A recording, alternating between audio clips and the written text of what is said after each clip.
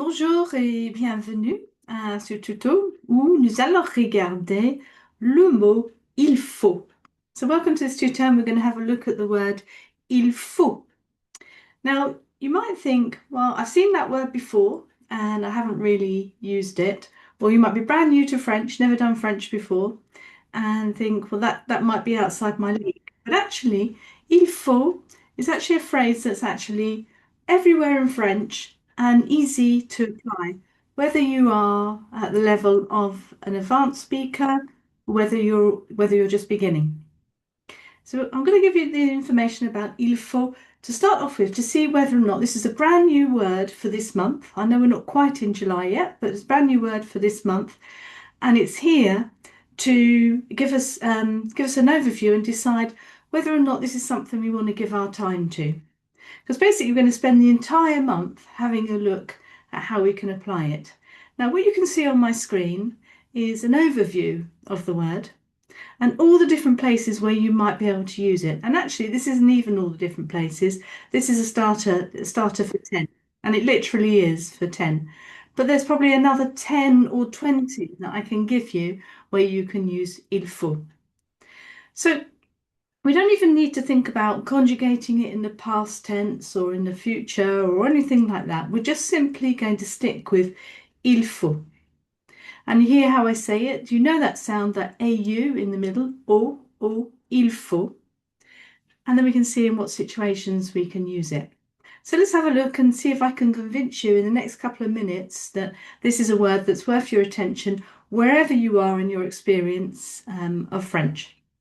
So the first place where we use il faut is à la maison, so at home.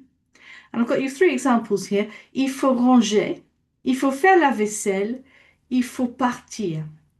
Now il faut ranger, you need to tidy up. Il faut faire la vaisselle, we need to do the washing up. Il faut partir, it's about time we left. Now, one of the things that reasons why so many people I teach don't use il faut is because it doesn't want to translate neatly from English into French or from French into English. And sometimes people say, well, what does it mean? It means it is necessary. And it feels such a long way to say anything in English that we say, well, I'm sure there are better ways of saying I need to do something than il faut in French. But actually, if you were to listen to a conversation, perhaps you're sitting in a cafe in France and you're listening into the conversations around you for half an hour, you would hear it bouncing off the walls in every single table around you over and over and over again.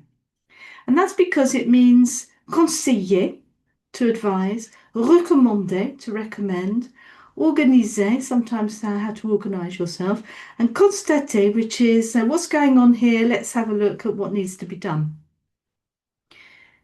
And you might see that it's used really to explain, to organise.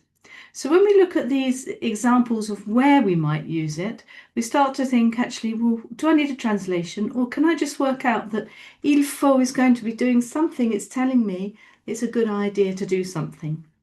Now, if you look at these and you thought it is necessary to, or you must, as a translation, you might start thinking that French was a very bossy language, because in so many different situations, it's must and you have to, you think. And sometimes when you meet somebody from France and the way that they translate back into English, and if they translate il faut back into English, sometimes, we get that a little bit uncomfortable because we're being told that we must do something, and that's not how we'd express it in English.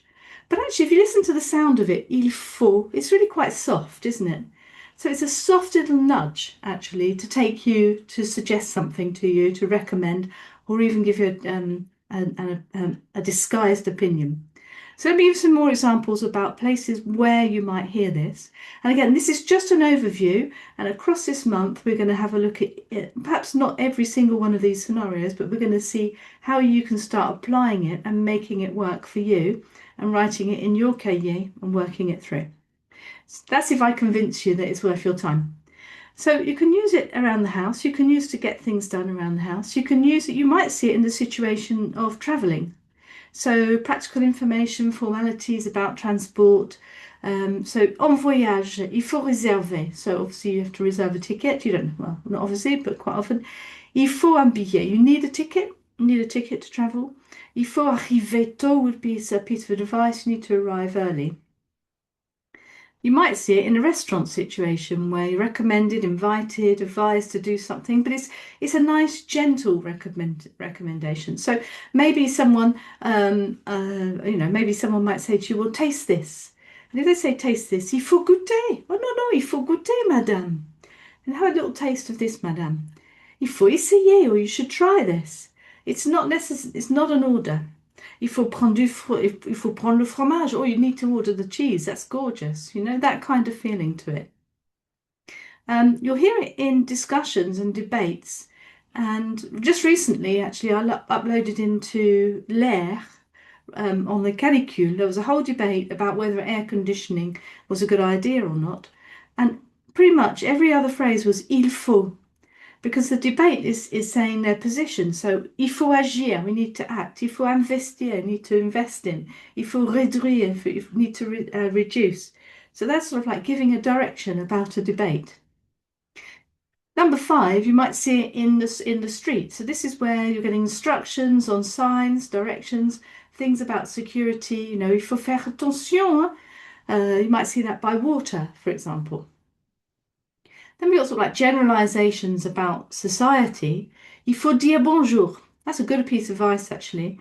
Whenever you walk into a new situation, you know, even if it's just walking into a shop, it's very good piece of French culture to say bonjour, bonjour, madame, as you enter a shop, as you meet someone for the first time. You'll get a completely different response from them, obviously, bonjour, monsieur, if you do that.